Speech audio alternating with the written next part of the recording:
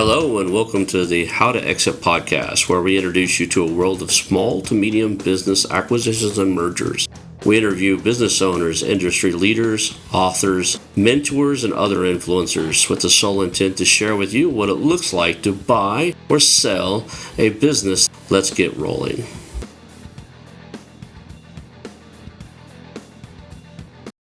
And now a moment for our sponsors. I want to highly recommend you get Acquisition Aficionado magazine. Every month, Acquisition Aficionado magazine brings you tactics for business buying and selling you won't find anywhere else. Learn firsthand from industry leaders who share their success stories, featuring in-depth interviews and stories from leading figures in the business acquisition industry. This multi-platform mobile magazine speaks to acquisition entrepreneurs wherever they are in the journey. And I want you to visit acquisitionaficionado.com today. Hello and welcome to the How to Exit podcast. Today I'm here with Nathan Lenahan, and we're going to talk about all things mergers and acquisitions. You've bought a couple companies, you've got some services and products that actually support people in your industry, and you got one really cool one I want to talk about when we get down that path about helping others, helping people like us find great operators. So I think this would be a really fun and interesting conversation. So Nathan, thank you for being here today. Yeah, thanks for having me on, Ronald. We always start with the origin story. You and I have a little bit of background. I don't ever talk about my military too much on here just because of the whole, like what I did in the military was classified. So I don't want to ever say too much. But you spent a couple of years in the Army and ended up into the entrepreneurial space. I was the Air Force, ended up in the entrepreneurial space. Looks like we both worked at Lockheed. That said, similar paths. I want to hear your path. Tell us your origin story and kind of how you ended up on a show about mergers and acquisitions. Yeah, not sure I ever expected myself to be in this space, but I took off in 2001 to start college. I came from a military family and 9/11 hit. And so I have a twin brother. He had actually joined the Army before 9/11. And so I kind of followed his footsteps, jumped in the Army, and yeah, I loved it. I mean, did 6 years there, a couple tours in Iraq. And in the Army, I learned about kind of real estate investing and this idea of an MBA. And so I knew those were things that I wanted to pursue in the future. So got out, finished my bachelor's degree, went to Lockheed Martin, just like you mentioned. And there I went through an operations leadership development program, and they paid for my MBA. So I went to the University of Texas at Austin, did my MBA there. That's where I learned about kind of entrepreneurship through acquisition. That sounds really fancy, but it was more like, hey, one of my buddies was sitting next to me and he bought an irrigation company off Biz Buy Sell for like 30 grand. And I was like, what are you talking about? I need to know more about this. And that didn't go super well deal wise, but I think he got his money back at least. But it was super interesting. And so ever since that point, I was like, I got to do this and buy a company at some point, or at least start one. So from the MBA, I went and actually started my first company. And I was working at Lockheed at night, and then I'd work on my property management company during the day with a close friend. We built that up pretty quickly over 18 months and then sold it to a private equity backed roll up in the property management space. Went off to WeWork. So like huge growth story there, learned what scale looked like, 2 or 3 million in revenue to over 200 million in less than 3 years for the little region that I ran. So that was incredible and just as dramatic as you see in all the headlines and all that stuff. And then from there, ended up at a small tech company, or like real estate brokerage, tech enabled, which was really cool. Learned a lot as a senior leader and went under contract on our LOI for our first deal and bought it as kind of COVID was rampaging the real estate market and really struggling. So I exited that company and straight into buying our first company, which was an HVAC company called Bart's Heating and Air. And then we did an additional acquisition. We're working on our third right now. That's awesome. And you're kind of in a hotbed, right? Is it Dallas area? Yeah, you're in the Yep. Dallas Fort Worth area. I was there a couple years ago. I kind of move around. I'm one of those digital nomad type guys, right? Okay. We live in a tiny home. This studio you see me in, it's portable. It can be picked up and moved. And then when COVID hit, about the same time you're doing all this, COVID hit, I already owned 5 acres in Oklahoma that was free and clear with a little farmhouse on it. We packed up our tiny home and moved it back to Oklahoma just to ride that out, right? Yeah. So I had a real estate business in the residential real estate business, buying and selling houses in Oklahoma anyway, that I was running remotely down in Dallas. So you're in the space now. You've got the heat and air company. You got a thing called Smooth Operators. When did that start, and what was the catalyst that said, you know what, we probably should go help other people do this? Yeah, so we hired a GM for Bart's Heating and Air, and that was going pretty well. And so when I shared that on Twitter, I had a whole bunch of people really interested in the idea. And so I think you and I talked about this briefly, but there's this whole joke of like, I'm going to buy a business and then just hire an operator. And so it's that easy, guys. Like, it's super easy.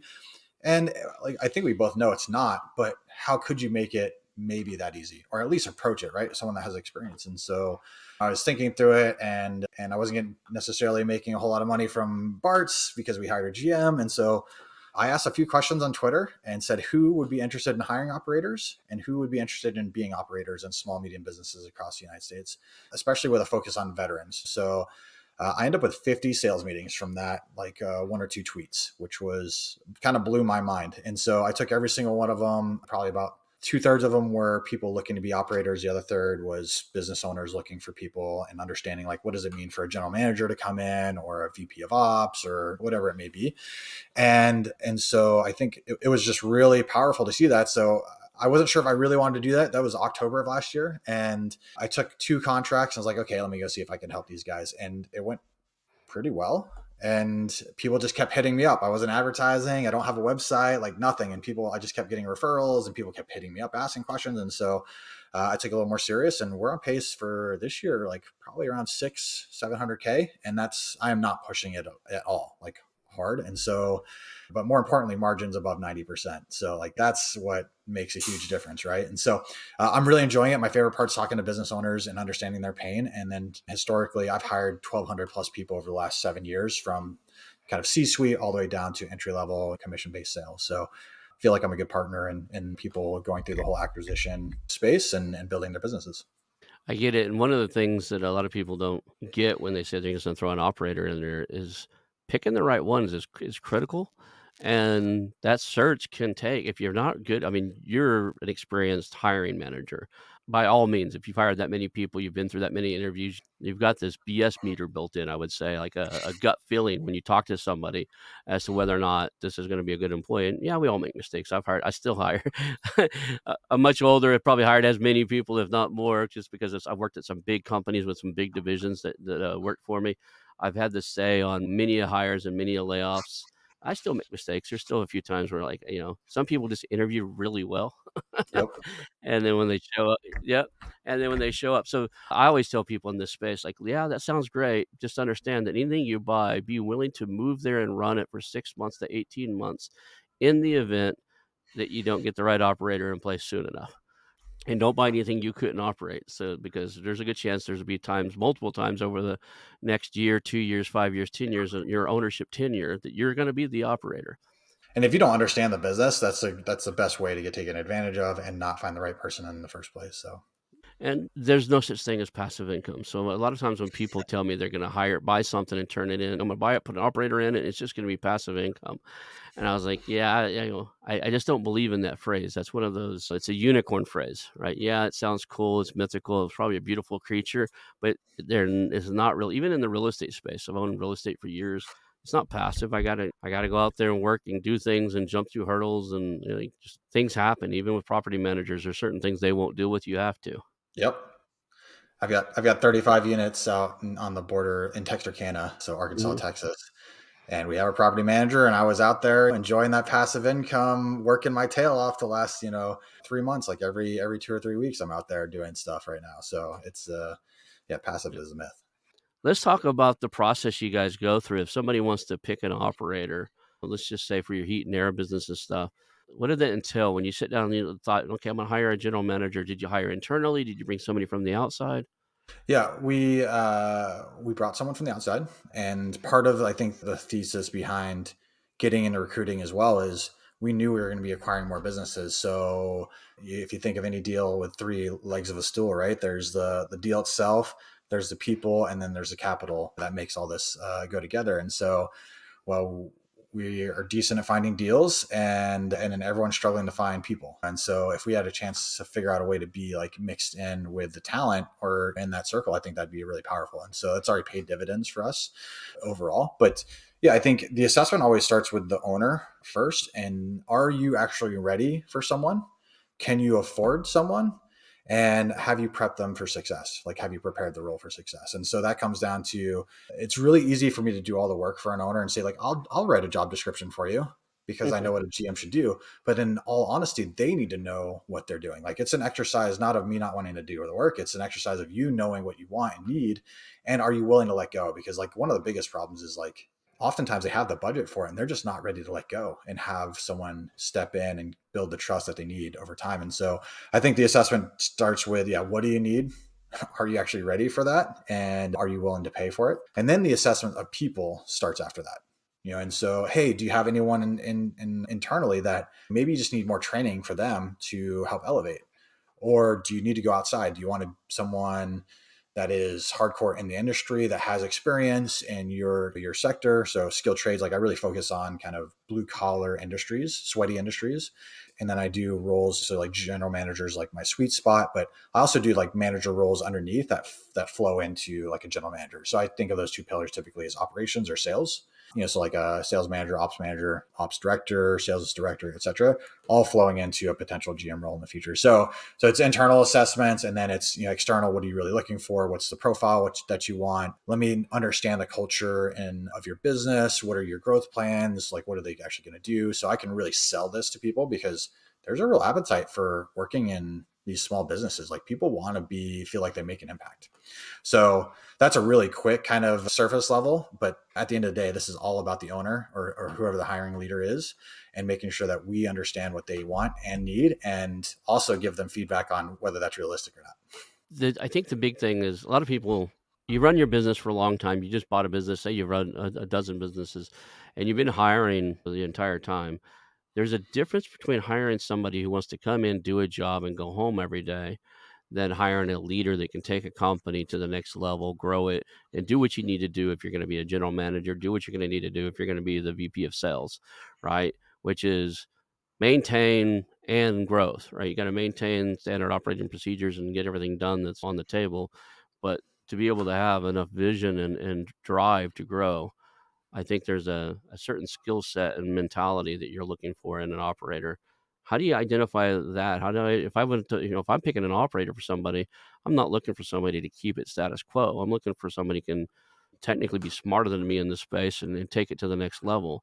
And I'm going to incentivize them in some way to do so.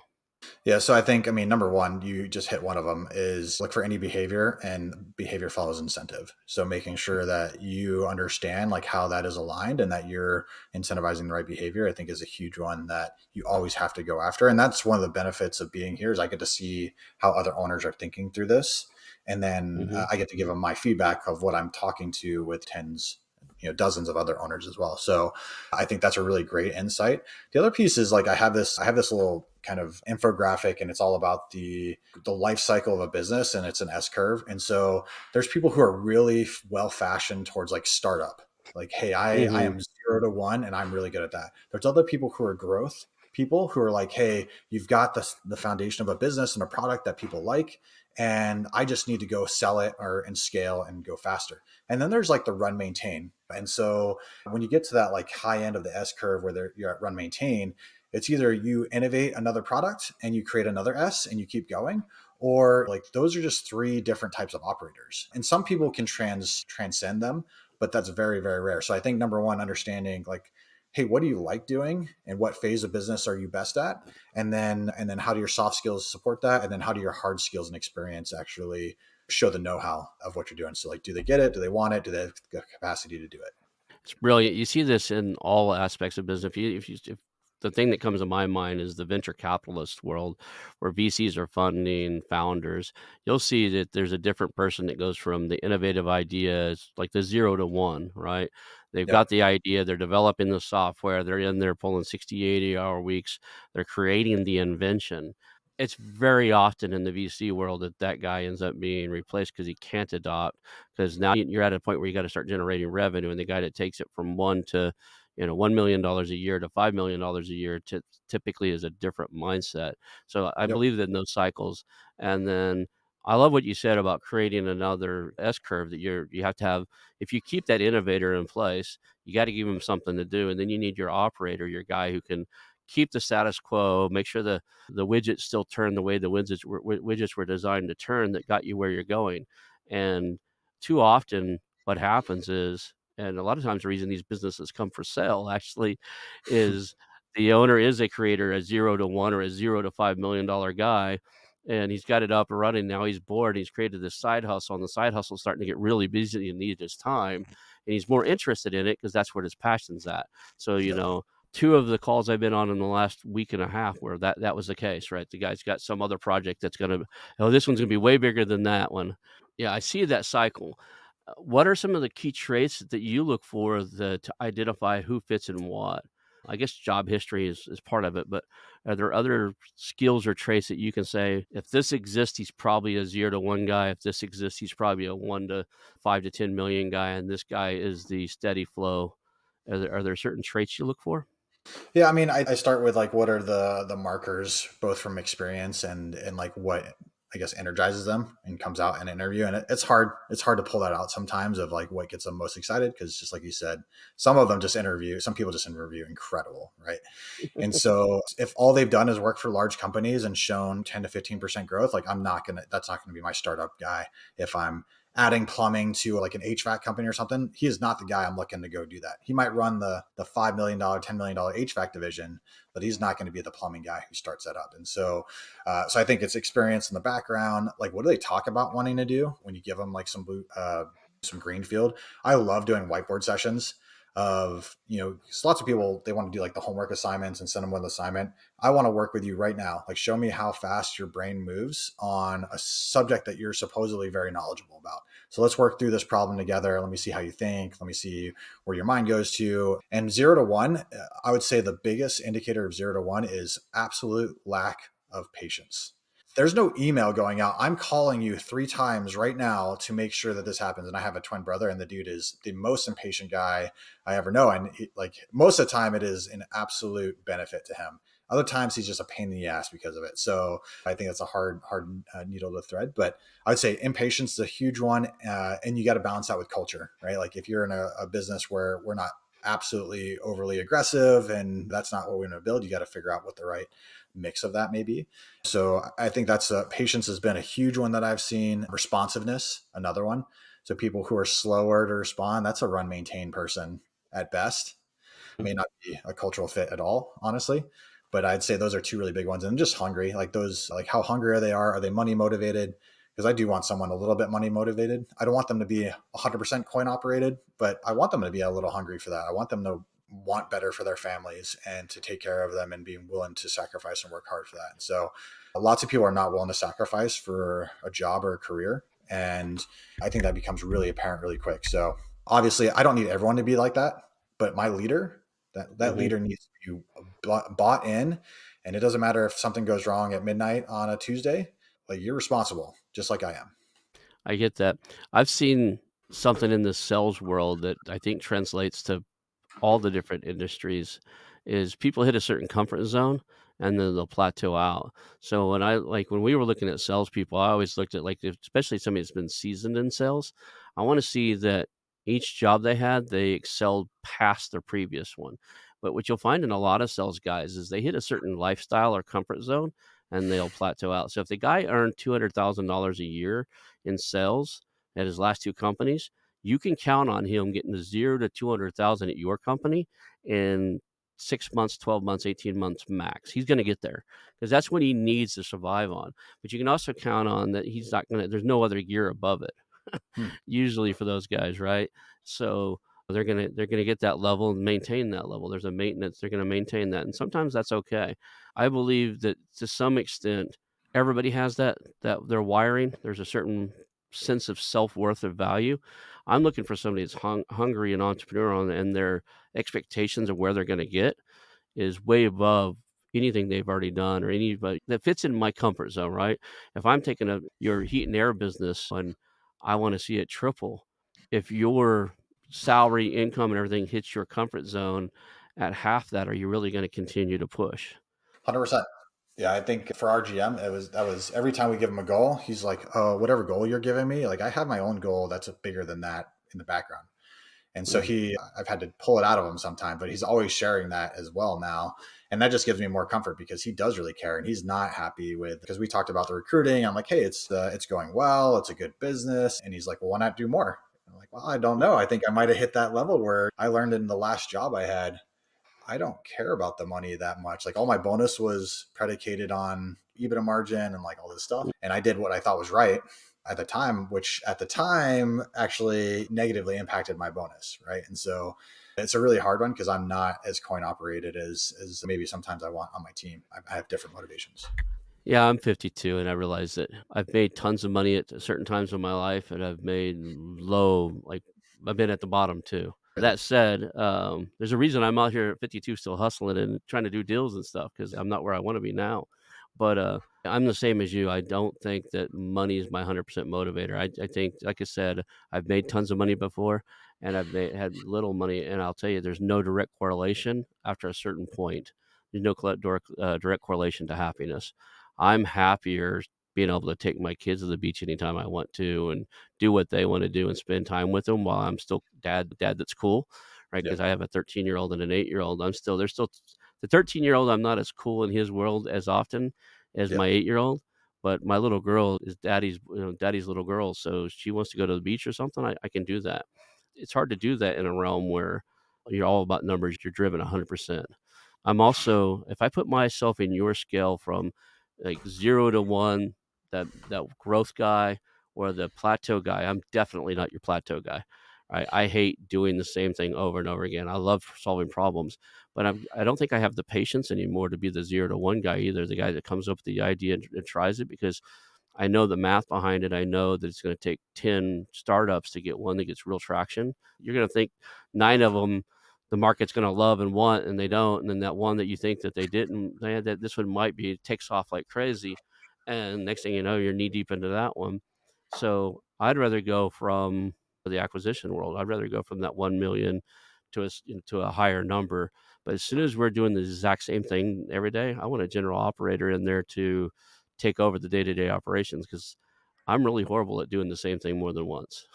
Same. I'm a growth guy. 0 to 1 is probably my second best. And that's the biggest problems I've had with 0 to 1 is just making sure I have enough income to worry about life. So I don't have to have like Mhm. a side hustle to pay for life and then also try and work on the 0 to 1 thing. And so, So, what's the biggest red flag you see with an operator? Like, can you tell? Because there's one thing about interviewing well, but usually within the first probably, I want to say 21 days I've ever had an employee, I kind of knew the writing on the wall. Sometimes I was slower to react. In my older age, I'm fast to react now.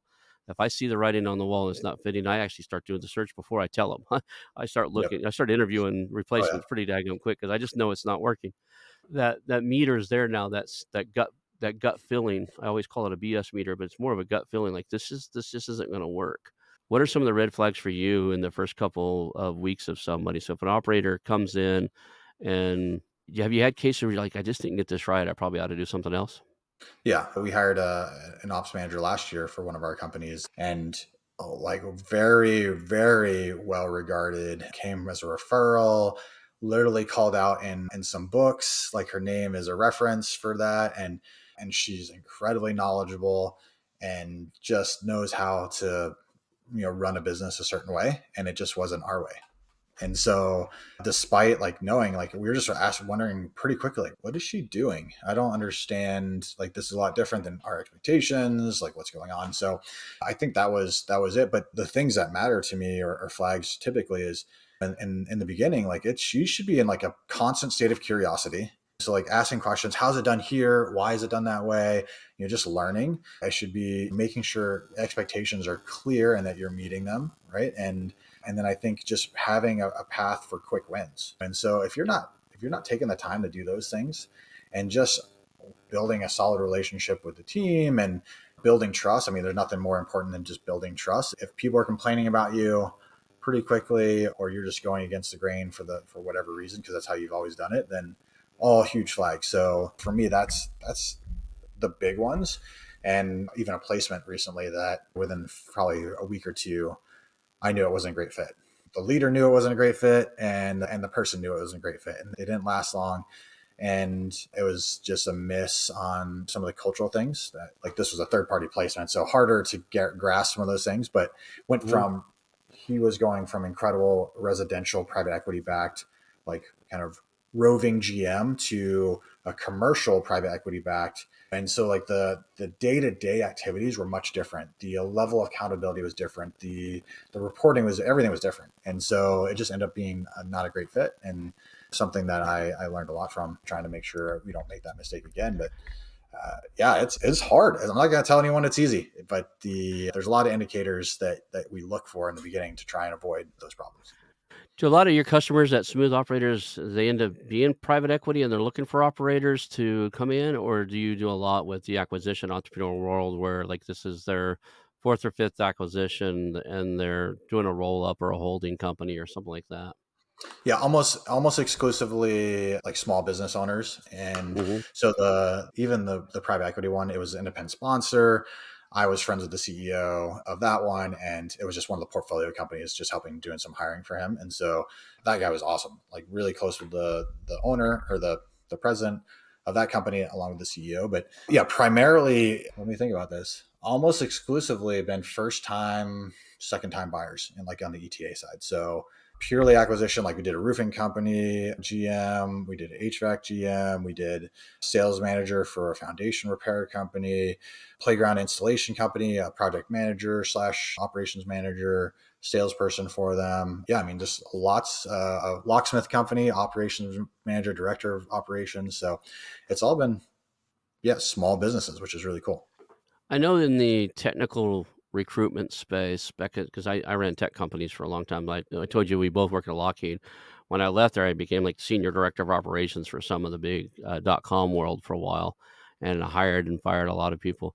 The search funds that we used back then for tech when it was hot and we had to pay hiring bonuses, those were expensive. We would end up paying the search, like the executive of the placement company, sometimes 40%, 50% of a year's salary to help us get a placement in. I know a buddy of mine who just him and his now ex-wife, they sold their engineering placement company, and I asked them what theirs was, and they said it was about 33%. So in this space, is it somewhere? You don't have to disclose like proprietary information, but is it somewhere in that realm as to what it costs to get a placement? How does that work out? Yeah, I mean, I'm an open book, so I don't care Okay. about any of that stuff. So for me, like I charge 25% of first year salary. Hmm. And typically in this space, you're going to see, it just depends. It totally depends on how big and what kind of executive this person's considered. So I have been doing, for the most part, except for one, contingency based search. So Hmm. I'm not doing retained search right now, which would be for like larger, like, executives at private equity companies, so C-suite and Hmm. above, maybe VP and above. And so 25%, I think it's probably slightly on the high end for contingency side. Typically 18 to 20%. You're going to go under 20% probably for higher volume companies. So if they're going to do multiple positions with you. But yeah, I mean, I think I've done discounts for veteran owners only, pretty much. And anyone that's been the only place I've really had to do discounts on. So 25% for me. And then if we're doing a retained search, like that might be a little bit different, where it could go 25 to 30% depending. And the payment structure is obviously different there than contingency, where it's just a success fee. So sell me on the search business. Why would I want to acquire not just yours, but I'll give you my underlying motive because you are very open book. I dance around that whole other question, and you're like, I just asked the damn question. So, so anyway, so this question, there's one actually right now listed in our area that's the numbers don't seem right. They listed it for themselves in Craigslist. They said that their 2023 revenue is 2.2 million. They do placement, so they're a staffing firm. They got 6 employees. I think it's 4 full-time, 2 part-time, and they want to sell it. And the listing price on Craigslist was like $150,000. And I'm thinking, even at a horrible profit margin in staffing, let's just say they're doing 20%, they still should be cutting $400,000 or $500,000 a year in revenue. Why is it so cheap? So I haven't called them yet, but why would? Because I don't know if I want to be in the staffing business. Why would somebody want to be in the staffing business? Well, first, send me that listing. Oh, yeah, I absolutely will. Yeah. um, Second, look, I'm still learning a lot, and so I'm learning there's a lot of terminology that is used places that may not mean the same thing, or it may mean the same thing. So staffing, yes, recruiting is technically staffing, but when I think of staffing, it's high volume, usually low skilled, like contract temp staffing versus like full time permanent placement. So like I focus on full-time permanent placement. I met like an awesome dude from Twitter, Nick Shabro. He's up in Michigan and he does more staffing because there's lots of manufacturing companies up there who, are constantly having turnover and they just need awesome people. And so Nick does an incredible job staffing those, and then they take a markup on the hours. So like Nick's company actually pays the team members until their contract is bought out and they become a permanent placement to that company. And so Mike, that would be my first question for you on that role on that company is what kind of recruiting do they do? Because if they have contractual agreements where they actually have some kind of predictive amount of revenue going forward, then that's probably incredibly undervalued. Those are going to be the highest value type companies. Anything that has obviously contractual revenue, you can see those go up to, we'll say 6 to 8x multiples. And then mine is probably like a contingency placement firm with revenue. Like you're going to see 3 to 4x probably tops. So, but I would imagine their profit margin's much better than 20%. I would expect much higher. So, I mean, we're running at about 96% this year so far, but that's straight up contingency. It's just me. I'm just doing all the work. So it's pretty incredible, but I would still expect to be north of 25, 30% at least in a staffing company. I got a game we can play. Click on that chat button on the bottom right. There's the listing right there. Can you see that one? So it says successful employment staffing agency listed for sale in Santa Rosa, California, world class. Franchise business offers a line of staffing services. Aha, franchise. That might be another reason why I kind of backed away from without cold calling them. I usually just call these and just have a chat with people. But temporary, flexible, direct hire. Do you see the listing? Oh, I do. Yeah, I'm looking through it. Yeah, gross revenue is 2.1.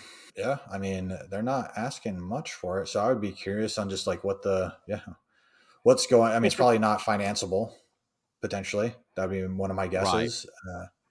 Open in That might be why 2017. they're asking for 149.9 is they want to check. But it's it all depends on the franchise too. It says franchised business. So you got to work with their franchisor.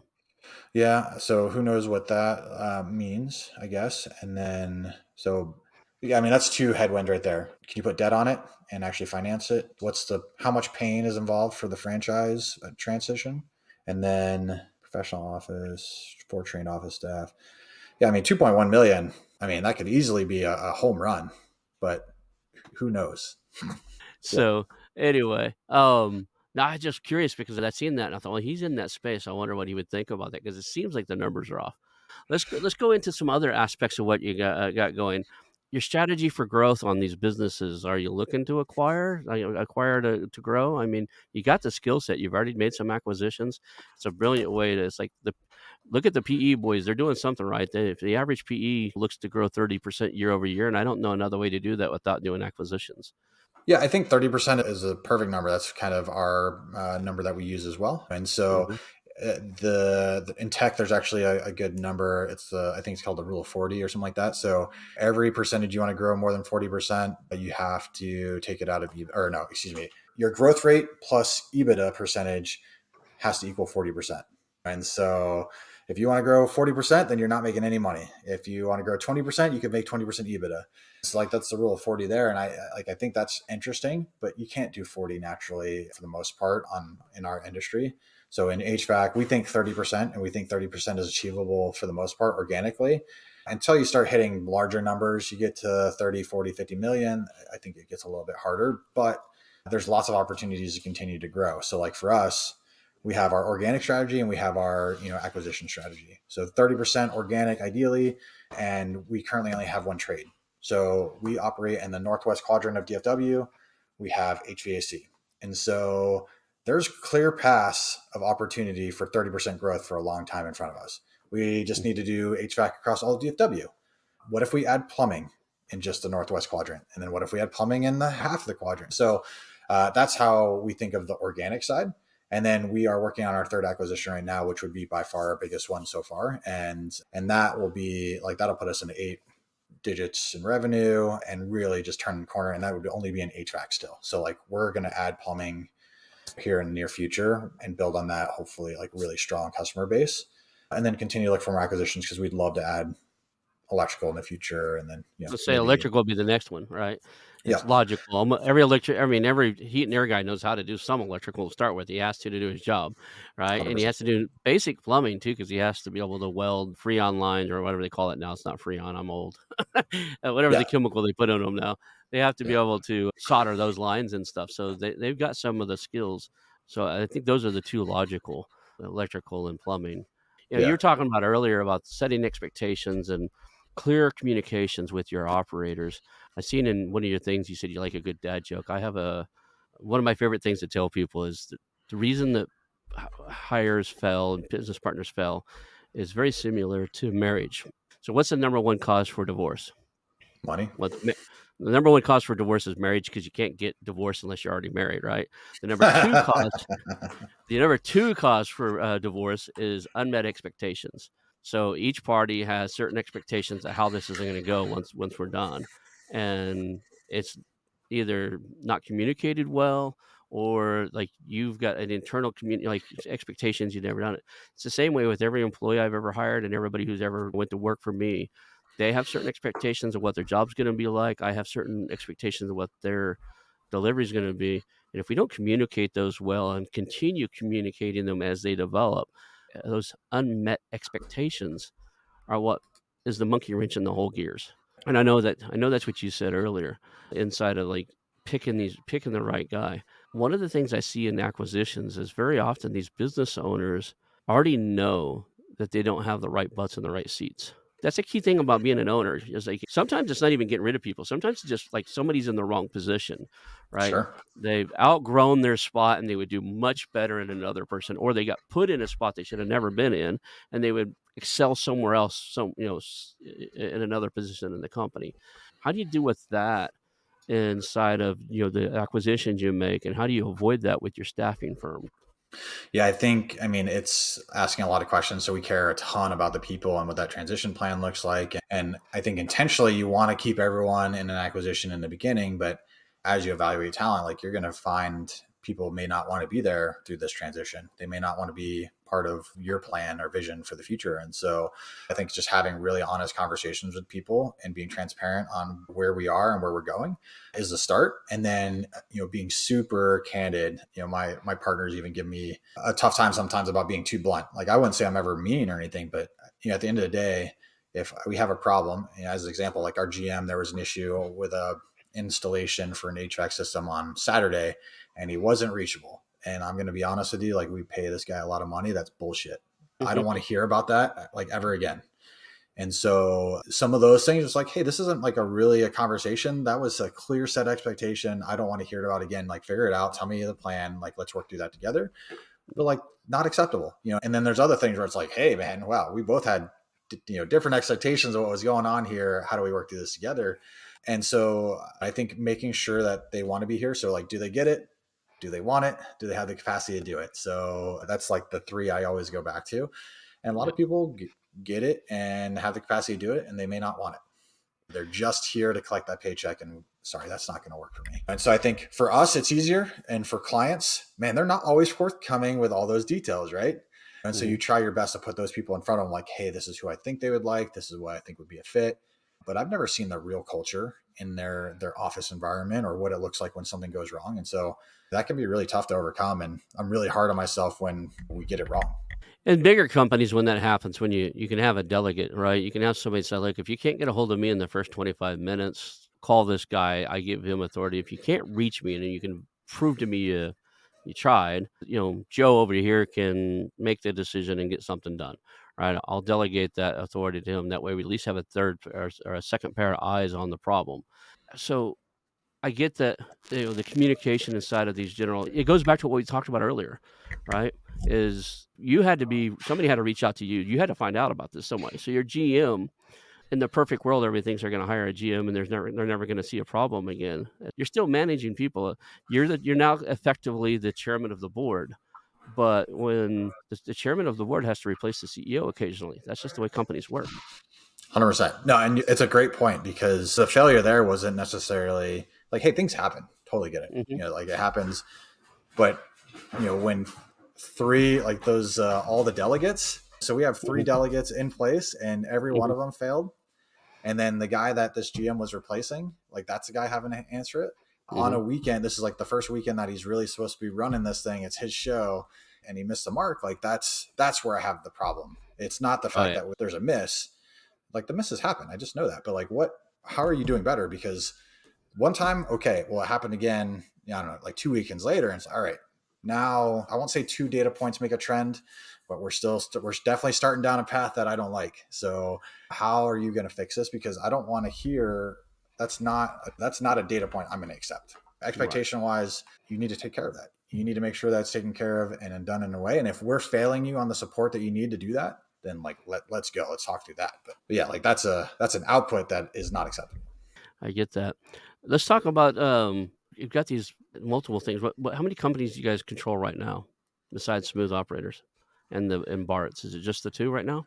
Yeah, that's the main two. We do have Okay. like a little tech company that we've been working on, but that's been lower on the list. It's bootstrapped and it doesn't provide revenue or pay the bills, so it gets less attention. Yeah, So, is your growth strategy in the heat and air space to grow organically, or are you going to acquire competitors in the space? Because that's a tough spot. The PE guys are all over you. They're trying to buy those up too. You're going to go yep. ahead. Anything that's sizable, you're going to go to head and bid against the PE guy. You'd think so. We're working through a deal right now, and like I said, it'll over double our revenue, and it's going to be the best acquisition. It might be the best business I've looked at so far in this space, and Mhm. it's off market. Like they're not talking to any PE people or anything like that, and not necessarily everyone wants to sell to PE. And I think for us, we have been learning from others of like what is our real pitch here, and I think we're really good at a few things, but like number one, we're going to give you a fair price with terms that we know we can close. Number two, we're going to take care of your people because that's who takes care of everything. Number three, we're going to take care of your customers. Number four, we're going to honor your legacy in a way that we both agreed to. And then I'm a veteran. Like people kind of love that. I'm very Mhm. proud of like our country and the things that we do. I come from a military family, so always selling that. But we have a great track record with the owners that we've done acquisitions with so far. And so not everyone's always looking for just the most dollars. They want their team taken care of. And I got to tell you, I have a bunch of friends. We're in like group chats who own companies as well, doing the same thing, acquisitions throughout the country. And there's just all kinds of stories of PE coming and buying that family owned operated company, changing everything, increasing prices. The whole team leaves. Customers are pissed off. And that's our favorite story ever because now I'm getting high quality talent and I'm getting their customers. So, come on, private equity, let's go. I love that you're doing the safe pair of hands because that's critical in the small business mergers and acquisitions. If you're new to the show and you haven't listened to the thing, I'll tell you the two skills you can get faster than anything is building rapport with the sellers and crafting your story where the seller knows you're a safe pair of hands to hand that business over. Is going to be you got to have to pay for it. You're gonna have to come up with funds and stuff. But those two elements I think are more critical than even the money. I've seen many deals go to the second or third down in the tier of most highest bid because they trusted the operator, they trusted the individual, they trusted Nathan better than they did some guy at PE, right? 100%. Every time I will say that's been the biggest mover in any kind of deals that we've had have always been meeting the sellers in person because Mm-hmm. like we're just normal, genuine guys. Like I'm not any different when shit hits the fan than I am right now. And so we crack jokes, we have a good time, we care a lot about the people, we ask lots of questions about the people, and that's not just a strategy. That's because that's what matters. And so I don't know. I think people are really they like that. They like people that they feel like they enjoy and want to do business with. And that's what's pushed us over most of the time, as long as we have a fair offer. So let's do a couple of scenarios here just because for Bart's, your heat and air company, if somebody's in the greater Dallas area, what would and they're thinking about retiring, selling, or any other reason exit, and they got a good business, what is your buy criteria? Is it a heat and air, plumbing, maybe electrical? So give me your buy box in case somebody's listening to this and they're wanting out of the space. Yeah, I mean, our ideal buy box is probably 3 to 5 million plus in revenue. Mhm. 5 million plus would be incredible. But in plumbing, it's really hard to find many companies. There's very few plumbing companies coming across the market that I see. So anything that's sizable, honestly, 1.5, 2 million, we'd be open to that as well. It's got to be profitable over the last 3 years. You can't have a weird unprofitable year because of COVID or anything like that. It's got to be financeable, and then you got to be ready to leave the business because we're not necessarily looking for people who want to sell and then stay on. If you want to partner with someone who's going to take great care of your people and your customers and continue to build an incredible reputation, then we'd love to speak with you. But yeah, plumbing, HVAC, electrical, like our big strategy for acquisitions now is we either need to be adding a new service or a new geography. And so we're in Northwest DFW. So the rest of that kind of, noon, 12 o'clock to 9 p.m. essentially of the rest of DFW is geography that we need to go cover, and we'd be open to acquisitions there as well. So how do people reach out to you to tell you about something they've got in that space, the heat, air, plumbing, electrical? Yeah, so you can find me on Twitter at Nate Lenahan, N and the number 8 Lenahan. You can find me on LinkedIn, or you can shoot me an email at nathan@bartshvac.com. Cool. And now let's go to smooth operators, right? I really love the name of that. If somebody's out there and they're looking to hire an operator, do you guys only operate out of your area? Is it national? I got a lot of international listeners in the UK and Dubai and Australia. Where do you operate out of, and what does that look like on that space? We do focus across the U.S., so no, like geographically agnostic.